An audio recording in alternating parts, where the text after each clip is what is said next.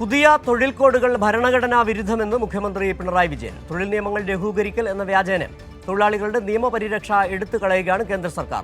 ഇതിനെതിരെ എല്ലാവരും ഒറ്റക്കെട്ടായി നിലകൊള്ളണമെന്നും മുഖ്യമന്ത്രി ആവശ്യപ്പെട്ടു. തിരുവനന്തപുരത്ത് നടന്ന ദേശീയ ലേബർ കോൺക്ലേവ് ഉദ്ഘാടനം ചെയ്യുകയായിരുന്നു മുഖ്യമന്ത്രി. രാജ്യം കണ്ടിട്ടുള്ളതിൽ വെച്ച് ഏറ്റവും വെല്ലുവിളി നിറഞ്ഞ സാഹചര്യമാണ് നിലവിലുള്ളതെന്ന് മുഖ്യമന്ത്രി പറഞ്ഞു. ഇതാണ് ലേബർ കോൺക്ലേവ് സംഘടിപ്പിക്കാൻ സർക്കാരിനെ പ്രേരിപ്പിച്ചത്.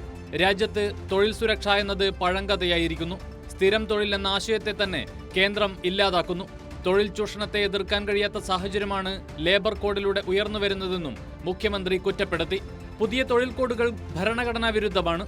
തൊഴിൽ നിയമങ്ങൾ ലഘൂകരിക്കൽ എന്ന വ്യാജേന തൊഴിലാളികളുടെ നിയമപരിരക്ഷ എടുത്തുകളയുകയാണ് കേന്ദ്ര സർക്കാരെന്നും മുഖ്യമന്ത്രി വിമർശിച്ചു. തൊഴിലാളികളുടെ ഏക ആയുധമായ പണിമുടക്കിനെ ഇത്തരത്തിൽ വരിഞ്ഞു മുറുക്കുന്നത് ജനാധിപത്യപരമായ അവകാശങ്ങളുടെ ലംഘനമാണ്. ചുരുക്കത്തിൽ എല്ലാ തരത്തിലും തൊഴിലാളി ദ്രോഹമായ നടപടികളിലേക്കാണ് നീങ്ങിയിട്ടുള്ളത്. ഇതൊരു പോരാട്ടമായി കാണണം. ഈ പോരാട്ടം കേവലം ഒരു വിഭാഗത്തിൻ്റേത് മാത്രമല്ല, മറിച്ച് വരും തലമുറയുടെ ഭാവിക്കും ഇന്ത്യ എന്ന ജനാധിപത്യ റിപ്പബ്ലിക്കിൻ്റെ നിലനിൽപ്പിനും വേണ്ടിയുള്ളതാണ്.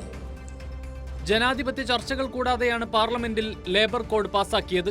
കോർപ്പറേറ്റ് നിയന്ത്രിത ആസൂത്രിത നീക്കമാണിത്. ട്രേഡ് യൂണിയൻ പ്രവർത്തനങ്ങൾ ഇല്ലാതാക്കുകയാണെന്നും മുഖ്യമന്ത്രി ചൂണ്ടിക്കാട്ടി. മന്ത്രി വി ശിവൻകുട്ടി ചടങ്ങിൽ അധ്യക്ഷത വഹിച്ചു. ധനമന്ത്രി കെ.എൻ. ബാലഗോപാൽ, മുൻ സുപ്രീംകോടതി ജഡ്ജ് ഗോപാലഗൌഡ, വിവിധ ട്രേഡ് യൂണിയൻ പ്രതിനിധികൾ തുടങ്ങിയവരും പങ്കെടുത്തു. സംസ്ഥാന തൊഴിൽ വകുപ്പും കിലയും സംയുക്തമായാണ് ലേബർ കോൺക്ലേവ് സംഘടിപ്പിച്ചത്. കൈരളി ന്യൂസ്, തിരുവനന്തപുരം.